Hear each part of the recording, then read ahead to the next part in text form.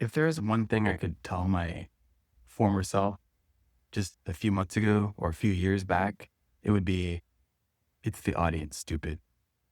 It's the audience. Now, what I mean by that is audience, not the people that are sitting in front of a stage as you perform. I'm talking about maybe not audience, maybe like a tribe of buyers. And I don't even want to think about it like that. Just people who wish you well, people who know you, people who like you, and people who trust you. All that, those people. That's what I'm talking about.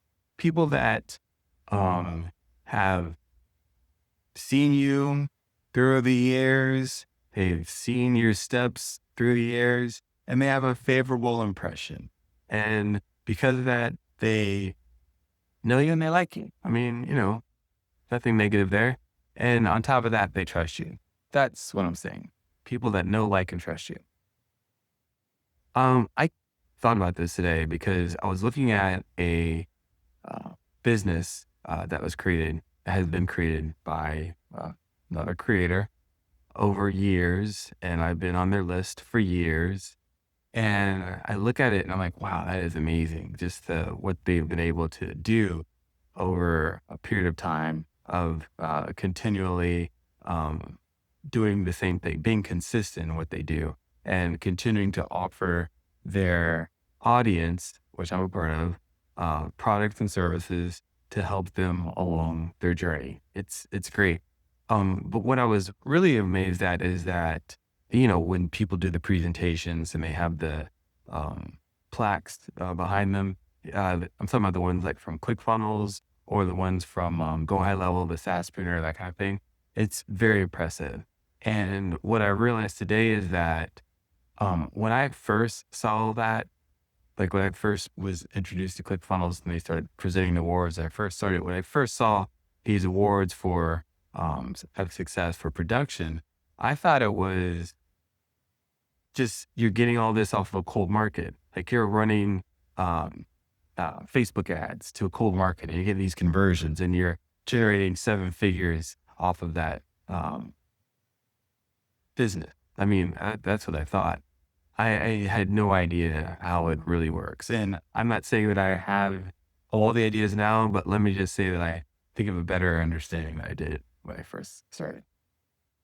If you're able to build an audience, you don't need to run to cold traffic. You want to just continue to work with people that know you, like you, have a favorable impression. And then you can launch whatever and have them be a part. Like what's happening right now, what I'm sharing right now. If you follow me, you're paying attention, you're not paying attention, maybe, I don't know, you like me. Maybe one day if I decide to come out or when I decide to come out with a product or service, you'll be open to the idea of purchasing it.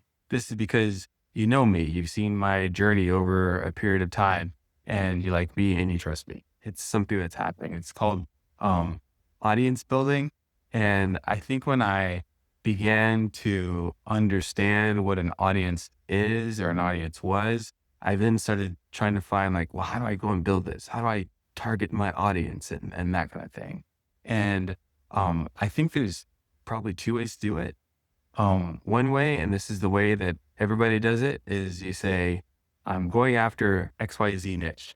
I help um, people, midlife men, change their lives by offering them a three-step program to help them identify what they something like that.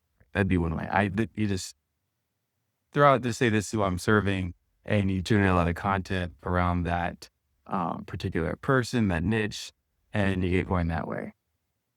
That's great. I do it another way because I'm very new and still learning. I know I've been in the realm of the industry for years and years, but I'm starting to do something different. And that is, I am sharing my story. And from sharing my story, seeing who it resonates with and figuring out who that person is, meaning I know that I'm talking to my former self. There are other people who are in the shoes that I was in 6 months ago. They're in those shoes now. I'm talking to that person. I'm talking to myself from 6 months ago. I'm talking to myself from 2 years ago, and letting that go out and generate my audience that way. Fighting it, it's kind of like doing in reverse. It's a lot longer. It's a lot harder because it kind of takes longer to get traction. It's not direct. I'm more or less, I'm learning as I go. But because it takes longer, I think it'd be more effective long term. Not initially, definitely not initially. And would not be a method I would choose if I needed to like do something right now. Like I need to make money right now.